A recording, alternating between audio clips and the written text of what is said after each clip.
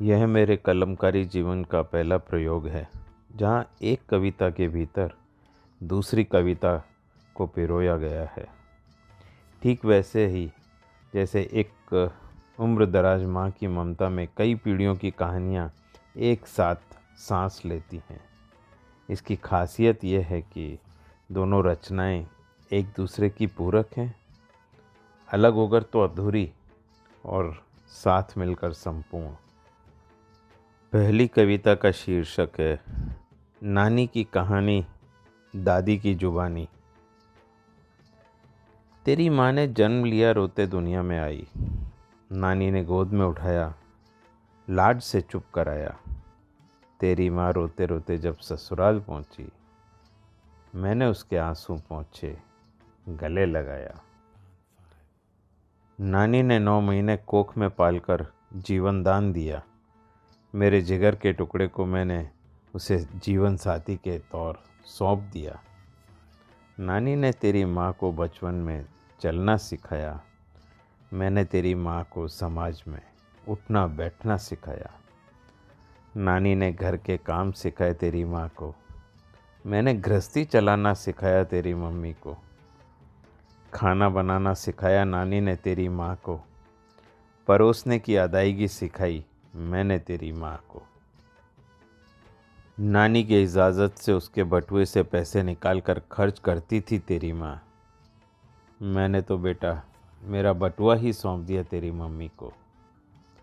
नानी ने बड़े लाड प्यार से पाला तेरी माँ को। प्यार बांटने का कौशल सिखाया मैंने तेरी माँ को। सुखी जीवन दिया तेरी नानी ने तेरी माँ को।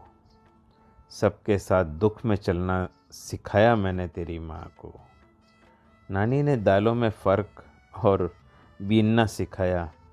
मैंने छौंका देकर जायका बढ़ाना सिखाया तेरी मम्मी को। नानी की परवरिश से मशहूर रही मोहल्ले में तेरी माँ। मगरूर होने से बचाया इस गांव में मैंने तेरी माँ को। ईश्वर का दर्जा दिया नानी को तेरी माँ ने।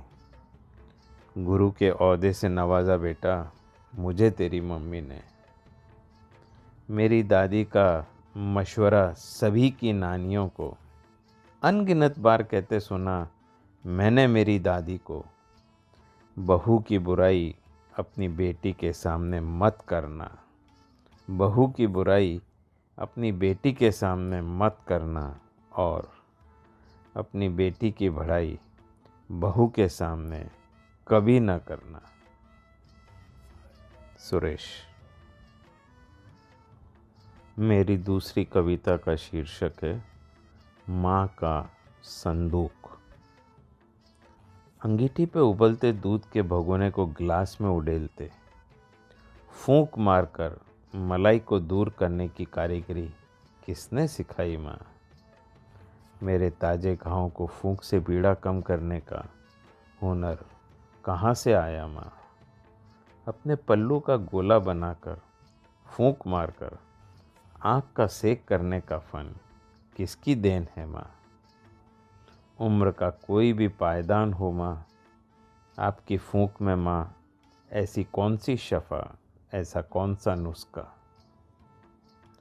न तो ये दादी की सीख है ना ही नानी की परवरिश। संदूक में किधर छुपा रखी है ये नेक आदतें। आज की पुश्त में खंगालने पर भी कहाँ मिलती है माँ। न तो ये दादी की सीख है ना ही नानी की परवरिश। संदूक में किधर छुपा रखी है ये नेक आदतें। आज की पुश्त में खंगालने पर भी कहाँ मिलती है माँ। सुरेश।